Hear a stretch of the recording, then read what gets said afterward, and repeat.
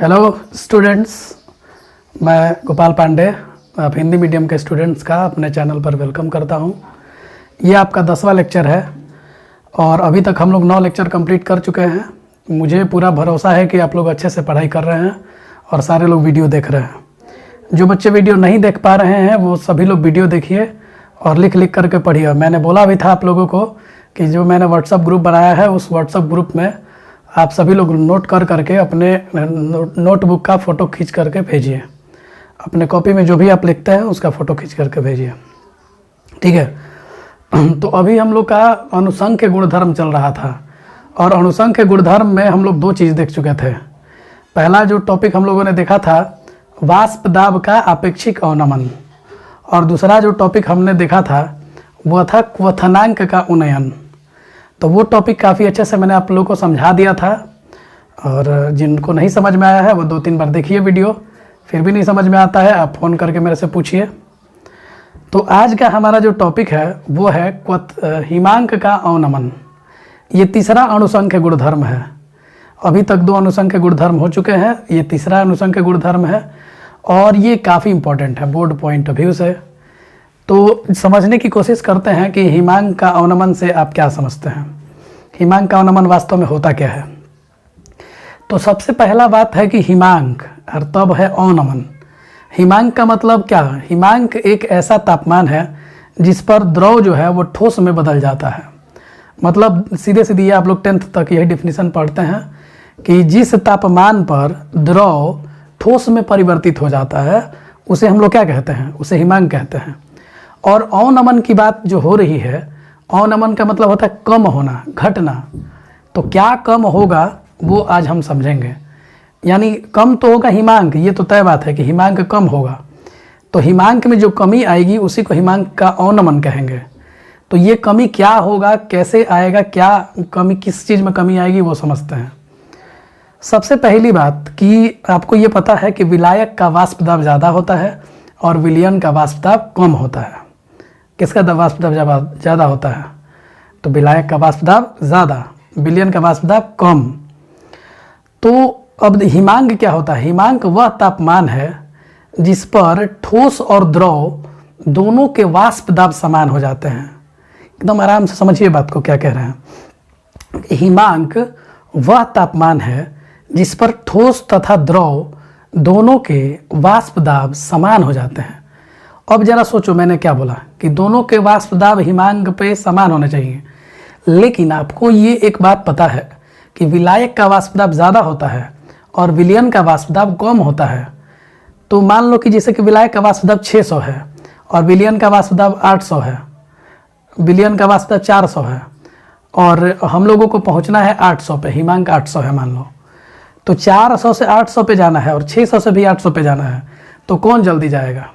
तो सीधा सा बात है कि 600 वाला 800 पे जल्दी चल जाएगा और 400 वाले को देर से पहुंचना होगा। तो विलायक का जो वाष्प दाब मैंने मान लिया था वो 600 माना था और विलयन का जो मैंने माना था वो 400 माना था और हिमांक मैंने 800 माना था। तो आप लोग को बाबू साफ समझ में आ रहा है कि विलायक जो है वाष्प दाब को जल्दी, हिमांक को जल्दी प्राप्त कर लेगा और विलयन को वाष्प दाब प्राप्त करने में थोड़ी देरी लगेगी, थोड़ा सा ज़्यादा समय लगेगा। तो विलायक से विलयन बनने के बाद हिमांक में कमी आ जा रही है, क्योंकि विलायक का हिमांक मैंने 600 माना है और विलयन का हिमांक मैंने 400 माना है। तो इसका मतलब यह है कि विलायक का हिमांक ज़्यादा, विलयन का हिमांक कम। यानी विलायक से विलयन बनने के बाद हिमांक में कमी आ गई और इसी कमी को हम लोग हिमांक का अवनमन कहते हैं। कोई दिक्कत है? तो एक एक करके हम लोग बात समझते हैं। या फिर एक और उदाहरण थोड़ा सा देख लो आप लोग।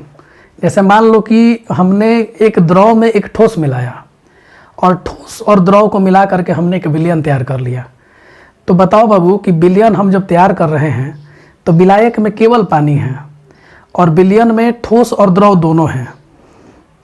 तो हमको इस विलायक को भी जमाना है और इस विलयन को भी जमाना है। तो आप बताओ कि कौन जल्दी जम सकता है?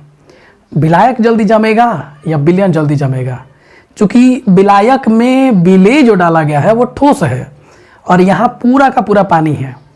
तो पानी पूरा जितना भी बड़ा बर्तन है सब में पूरा पानी भरा हुआ है, और ये वाले बर्तन में पानी भी है और साथ साथ उसमें ठोस भी है। तो ठोस को तो जमाना नहीं है, तो उसमें जो भी बच जाएगा विलायक केवल उसी को जमाना है। यानी आपको साफ साफ समझ में आ रहा है कि विलयन को जमाने के लिए कम तापमान की ज़रूरत है और विलायक को जमाने के लिए ज़्यादा तापमान की ज़रूरत है। और यही तापमान का जो अंतर होगा, जो हिमांक का अंतर होगा, इसी हिमांक के अंतर को हिमांक का अवनमन कहते हैं।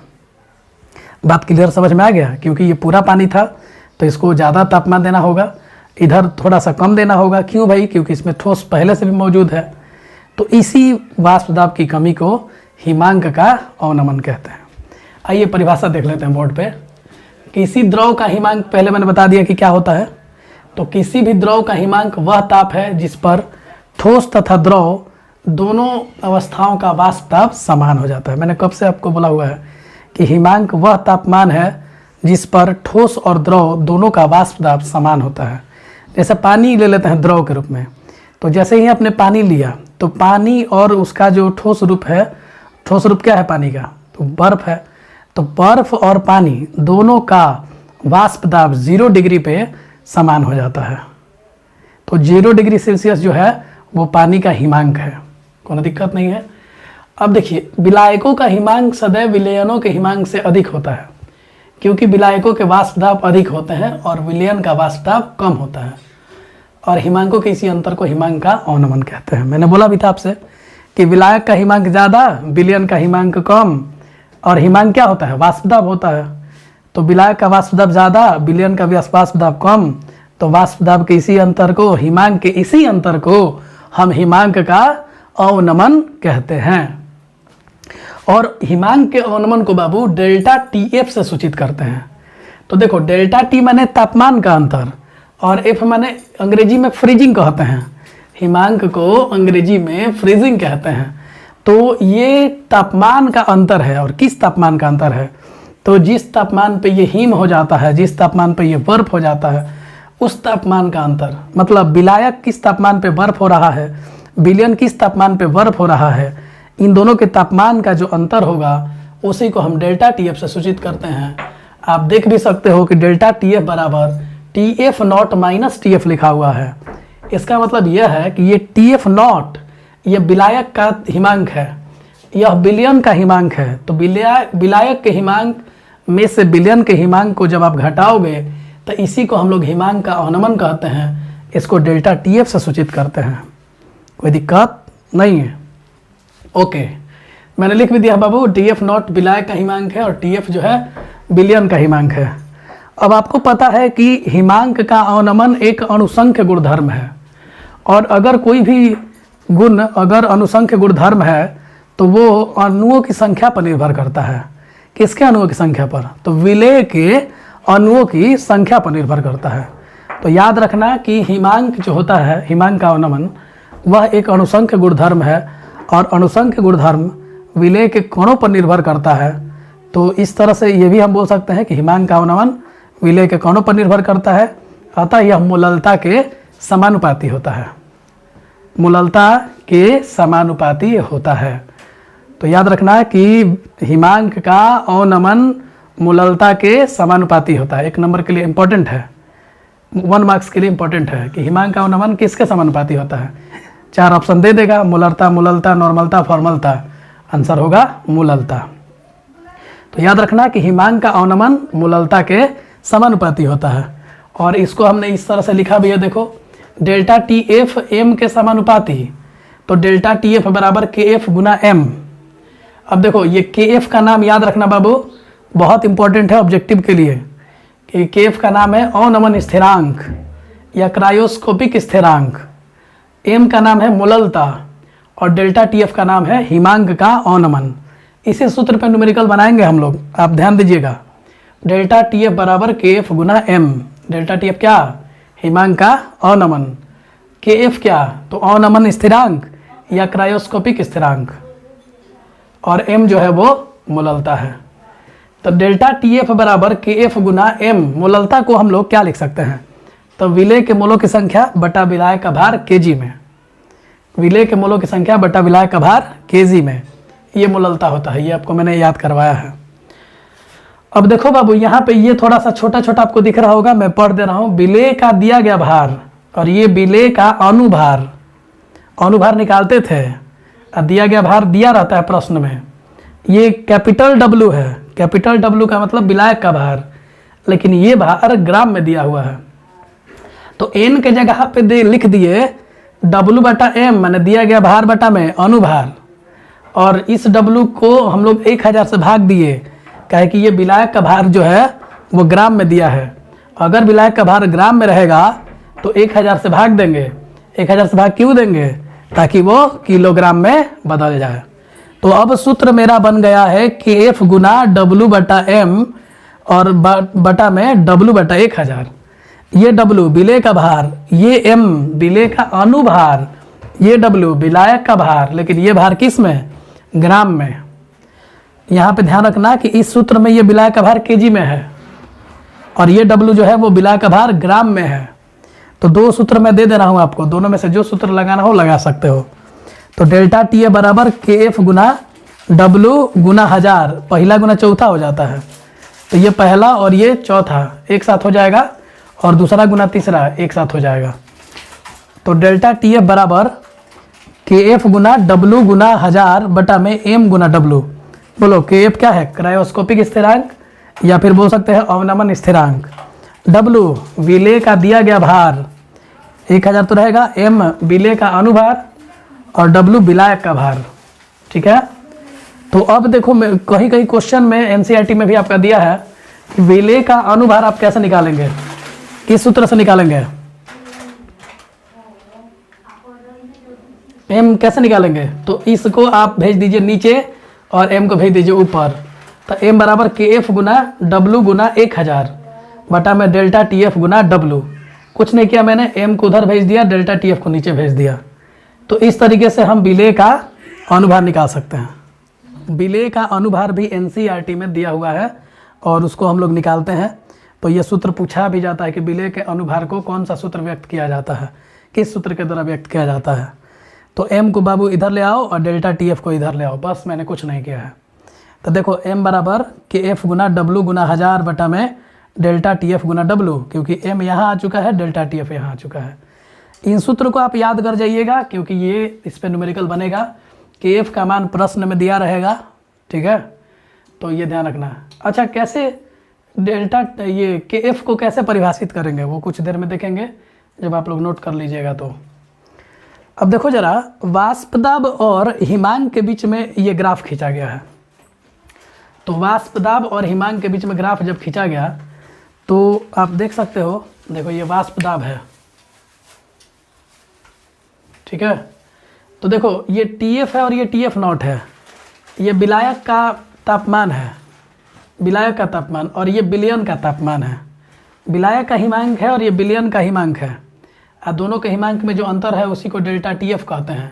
डेल्टा TF को ही हम लोग हिमांक का अवनमन कहते हैं।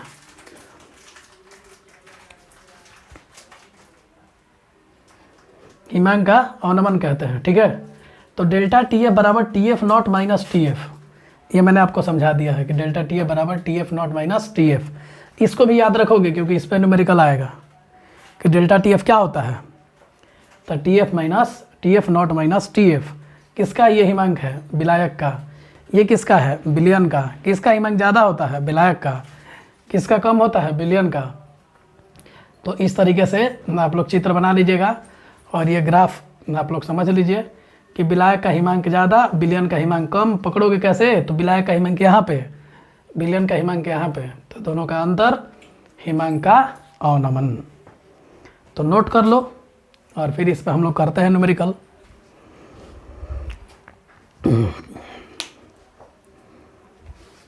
TF बराबर KF इंटू M आप समझ गए हैं। तो मैंने आपको ये इसका परिभाषा तो बता ही दिया कि विलायक का वाष्प दाब ज़्यादा होता है और विलयन का वाष्प दाब कम होता है।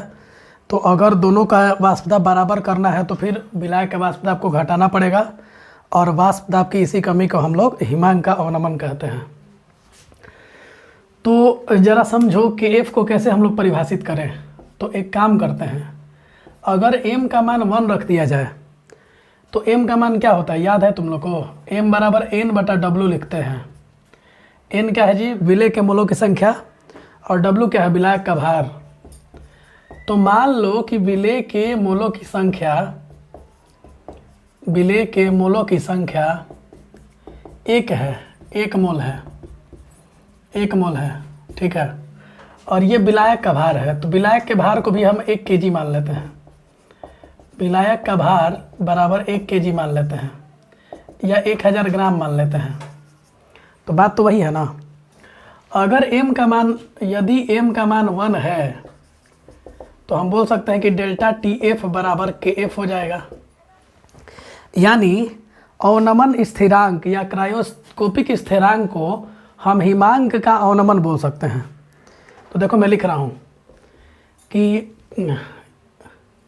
क्रायोस्कोपिक स्थिरांक, क्रायोस्कोपिक स्थिरांक या हिमांक अवनमन स्थिरांक, या हिमांक अवनमन स्थिरांक, हिमांक अवनमन स्थिरांक, हिमांक का अवनमन है, हिमांक का अवनमन है, का अवनमन है,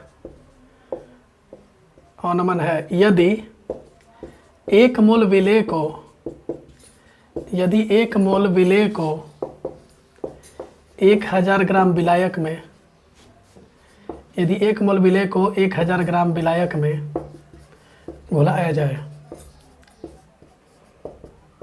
घुलाया जाए, तो इस तरीके से आप बोल सकते हो बाबू कि अगर मोललता 1 है, मोललता 1 है, तो या फिर हम बोल सकते हैं कि 1 मोल विलेय को 1000 ग्राम विलायक में यदि घुला दिया जाए, तो हिमांक के अवनमन को हम लोग क्या बोलेंगे? क्रायोस्कोपिक स्थिरांक बोलेंगे या हिमांक अवनमन स्थिरांक बोलेंगे। तो इस तरीके से आप इसको समझ सकते हैं। तो दूसरे तरीके से लिख सकते हो, दूसरे तरीके से भी लिख सकते हो कि 1 मोल विलेय को जब 1000 ग्राम विलायक में घोल दिया जाता है, तो हिमांक के अवनमन को ही हम लोग क्या बोलते हैं? क्रायोस्कोपिक स्थिरांक बोलते हैं। नोट कर लो, ये काफ़ी इंपॉर्टेंट है, आता भी है एग्ज़ाम में, वेरी वेरी इंपॉर्टेंट करके। और एक न्यूमेरिकल हम लोग करते हैं, पहले आप लोग नोट कीजिए। चलो, एक न्यूमेरिकल है तुम्हारे सामने। तो अच्छा एक बात बताओ, जल का हिमांक जितने बच्चों को नहीं पता है वो लिख लीजिएगा आप लोग। जल का हिमांक 0 डिग्री सेल्सियस होता है। जल का हिमांक कितना होता है? 0 डिग्री सेल्सियस, या फिर इसी को बोल सकते हैं 273 केल्विन। क्वेश्चंस में, न्यूमेरिकल में 273.15 केल्विन उपयोग किया जाता है। तो ये ध्यान रखोगे आप लोग कि जल का हिमांक जो होता है वो 0 डिग्री सेल्सियस होता है। यानी जल का द्रव रूप और ठोस रूप इस तापमान पर दोनों का वाष्प दाब समान हो जाता है।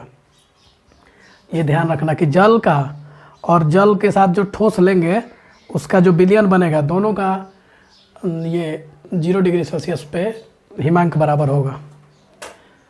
क्वेश्चन क्या बोल रहा है जरा समझिए आप लोग। 45 ग्राम इथिलीन ग्लाइकॉल है।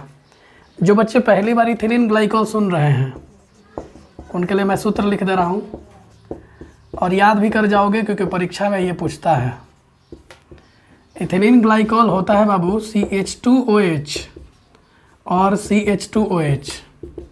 देखो याद रखना आसान है, CH2OH एक बार, CH2OH फिर एक बार, तो ये है इथिलीन ग्लाइकॉल। ध्यान रखिएगा 45 ग्राम इसका दिया हुआ है। इसका कितना ग्राम दिया है? 45 ग्राम। और ये कह रहा है 600 ग्राम जल में घोला गया है। ठीक है, तो हिमांक का अवनमन ज्ञात कीजिए। अभी कुछ देर पहले मैंने आपको सूत्र बताया था, डेल्टा TF बराबर KF गुना M, या फिर इसी को मैंने बोला था KF गुना, और M की जगह क्या W गुना 1000 बटा M गुना W गुना 1000, और ये N बटा, देखो दिया गया भार यहाँ पर लिख भी दे रहा हूँ मैं एक बार, आप लोगों को याद भी रहेगा। M बराबर होता है N बटा W, और N की जगह क्या दिया गया भार बटा में अनुभार और ये बिलाय का भार बटा में 1000 जब ये ग्राम में दिया रहे। तो इसको याद रखो ज़रा सूत्र को आप लोग।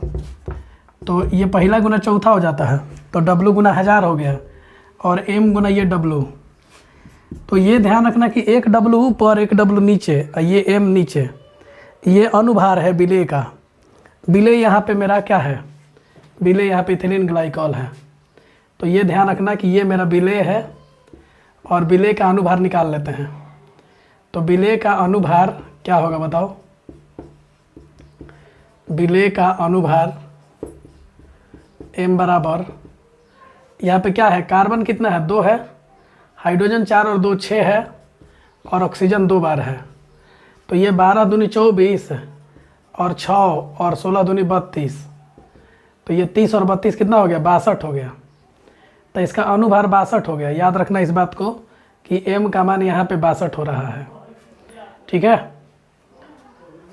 और ये विलायक का भार कितना दिया है 600 ग्राम दिया है, अब विलेय का भार कितना है 45 ग्राम है।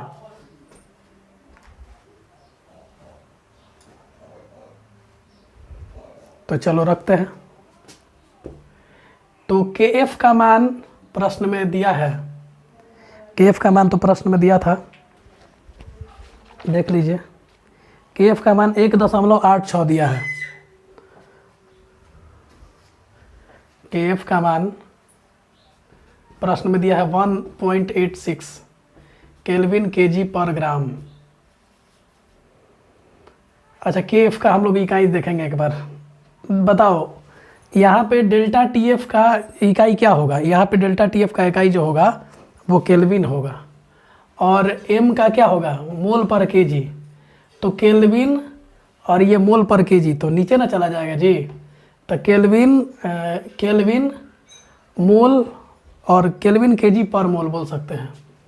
तो केल्विन केजी पर मोल ये इकाई हो गया। तो चलो अब सब कुछ पता है आपको, लिख दो 1.86 गुना W का मान दिया है 45 गुना 1000 और बटा में ये M का मान कितना निकला हमारा 62 और गुना W विलाय का भार ग्राम में तो 600। सब रख दीजिए। इस दशमलव के जगह पे आप 2 जीरो बढ़ा सकते हैं।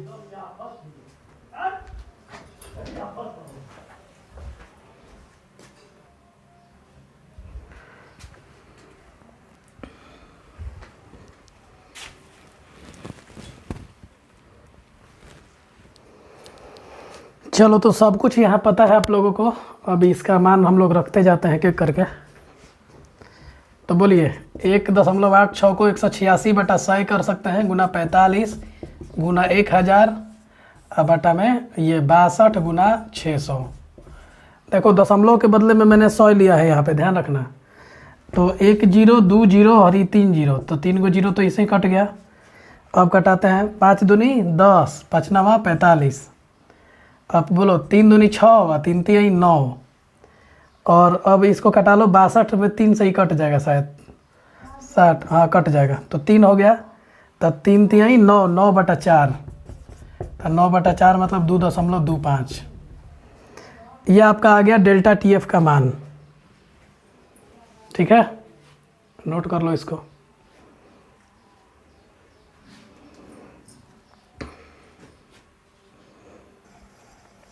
तो देखो अब 9/4 2.25, तो डेल्टा TF का मान निकल गया।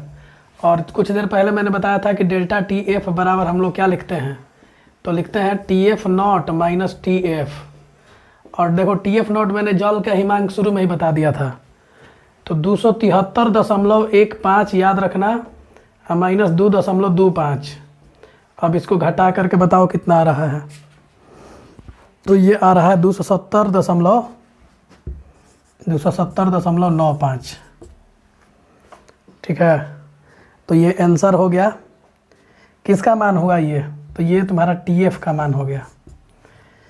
अब देख लो यहाँ से, तुम लोग को पता है, मैं यहाँ पे लिख भी दे रहा हूँ एक बार कि डेल्टा TF का मान यहाँ पे कितना था, तो 2.25 था और TF नॉट का मान कितना था, तो 273.15 था। तो इस तरीके से देख सकते हो कि डेल्टा TF पता था, TF नॉट पता था, तो इस TF को हम निकाल सकते हैं आराम से। यहाँ रखेंगे इसका वैल्यू डेल्टा टी एफ का, इसका रखेंगे वैल्यू, और इसको इधर भेज करके इसको इधर ला के घटा देंगे। तो क्वेश्चन को एक बार मैं और समझा रहा हूँ, थोड़ा सा जल्दी से समझेंगे। 45 ग्राम इथिलीन ग्लाइकोल को 600 ग्राम जल में मिलाया गया है, तो हिमांक का अवनमन तथा विलयन का हिमांक बताना है। ठीक है, तो चलो बाबू अब बताओ। सूत्र होता है डेल्टा टी ए बराबर के एफ गुना एम। इसके पहले मैंने बता दिया कि इथिलीन ग्लाइकोल का सूत्र ये होता है CH2OH CH2OH। इसका भार 45 ग्राम दिया है क्वेश्चन में, लेकिन अनुभार तो नहीं ना देगा, अनुभार तो निकालना पड़ेगा। अनुभार निकाल लो, 12 दूनी 24, हाइड्रोजन का 1 गुना 6 हो जाएगा, और ऑक्सीजन का 16 दूनी 32, तो टोटल जोड़ोगे तो ये तुम्हारा 62 ग्राम होगा। तो m का मान मैंने 62 निकाल दिया, देखो यहाँ से m बराबर 62 आया है। तो अब इस तरह से विलेय का अनुभार निकल गया। विलेय का दिया गया भार तो प्रश्न में 45 ग्राम देवे किया है, विलायक का भार 600 ग्राम दिया है, तो सूत्र लगाना बहुत आसान। सूत्र एक ये होता है कि एफ गुना एम, और एक सूत्र होता है ये W गुना 1000 बटा m गुना W। तो याद रखने में एक काम करो, खाली यहाँ भी W, यहाँ भी W, यहाँ स्मॉल, यहाँ कैपिटल। ये W विलेय के लिए, ये विलायक के लिए, तो ये तो आसान है। ये m है, तो मैंने विलेय का भार बटा विलेय का अनुभार गुना विलायक का भार, लेकिन ये भार ग्राम में है, डायरेक्ट ग्राम में रख के बना लो। तो सब कुछ दिया हुआ है। सूत्र भुलाते हो अगर तो इसको तुम लोग याद रखो, ये सूत्र आसान करेगा काम। m का मान इस तरीके से हम लिखते हैं, यहाँ m की जगह हम ये रखे हैं। और एक बात तो हमेशा याद रखना कि जल का हिमांक 0 डिग्री सेल्सियस होता है, और वो 273.15 केल्विन होता है। यहाँ देखो इस सूत्र में मैंने यही रख के बनाया है।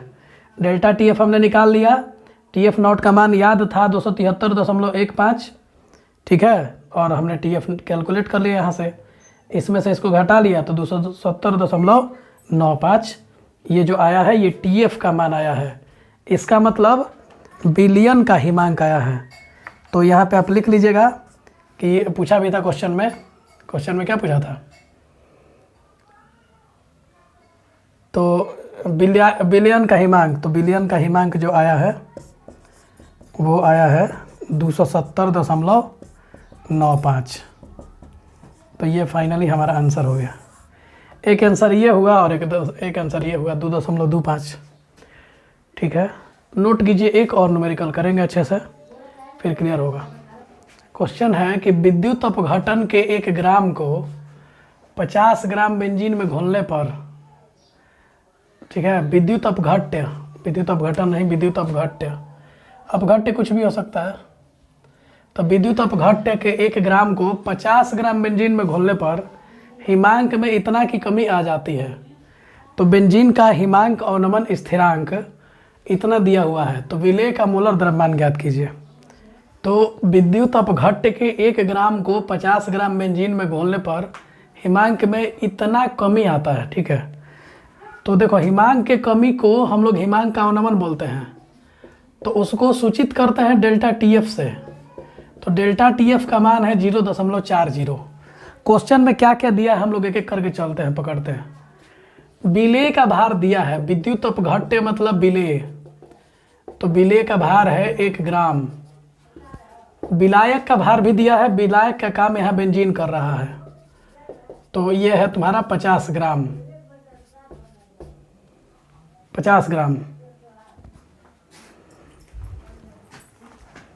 ग्राम है। ठीक है, तो अब देखो जरा समझो लोग और क्या क्या दिया है क्वेश्चन में। हिमांक अवनमन स्थिरांक दिया हुआ है, तुम्हें पता है हिमांक अवनमन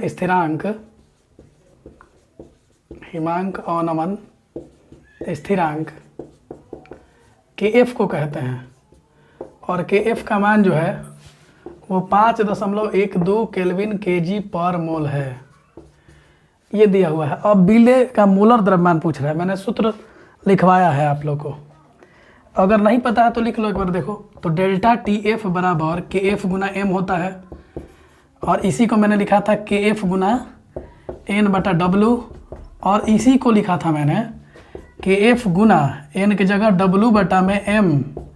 N क्या है? मोल है, विलेय का मोल, तो दिया गया भार बटा में अनुभार। और इसको जब ग्राम में लेते हैं तो इसको 1000 से भाग दे देते हैं, तो ये वाला सूत्र बन जाता है KF गुना W गुना 1000 और बटा में M गुना W। इसी सूत्र को हम यूज करेंगे बार बार, आप लोग याद कर जाइए, बार बार लिख नहीं सकते हैं तो इसको याद कर जाइए। तो डेल्टा TF बराबर KF गुना W गुना, ये W छोटा वाला, गुना 1000 बटा में M गुना W। और मेरे से ये पूछ रहा है, ये M के बारे में पूछ रहा है, विलेय का मोलर द्रव्यमान पूछ रहा है। तो विलेय का मोलर द्रव्यमान कैसे निकालोगे? बस सूत्र को थोड़ा सा पलट दो, तो M बराबर क्या होगा, M उधर भेज दो, तो KF गुना W गुना 1000 अब बटा में डेल्टा TF गुना कैपिटल W। ठीक है, रखते हैं एक वैल्यू करके। KF का मान 5.12, W का मान कितना है, W का मान 1 ग्राम है, इंटू 1000 अब बटा में डेल्टा TF का मान कितना है, 0.40 है, और फिर ये विलायक का भार कितना दिया है, 50 ग्राम। तो देखो सब कुछ रखने पे M का मान आएगा, तो M का मान सीधे रखो ना यहाँ पे, दशमलव के बाद 2 अंक, दशमलव के बाद 2 अंक कैंसिल हो जाएगा। तो 512 बटा देखो 100 इसके बदले में किए, गुना 0.40 को 40 लिख सकते हो क्या, और ऊपर में इसके बदले में 100 लिख दिया, इसके बदले में 100 लिखा, और गुना 1 गुना 1000 और बटा में ये 500 नहीं 50 ग्राम, 50 ग्राम है तो 50 लिख दिया मैंने। अब ज़रा इसको कटा लेते हैं, देखो ज़रा 1 0 2 0, तो 2 0 से ये 2 0 कैंसिल हो गया, ये 1 0 2 0, तो ये भी 2 0 कैंसिल हो गया, ये 5 दूनी 10 और 2 दूनी 4 और 2 से ये कितनी बार में कटेगा, 256 बार में। तो अनुभार जो आया वो 256 ग्राम आया, ये क्या आया, अनुभार। तो इस तरीके से हम लोग विलेय का मोलर द्रव्यमान ज्ञात कर सकते हैं। तो यहाँ लिख लीजिए, विलेय का मोलर द्रव्यमान, विलेय का मोलर द्रव्यमान बराबर 256 ग्राम प्रति मोल।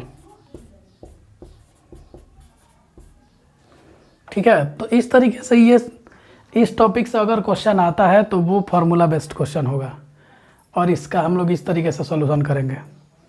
ठीक है, तो नेक्स्ट टॉपिक होगा हमारा परासरणी दाब।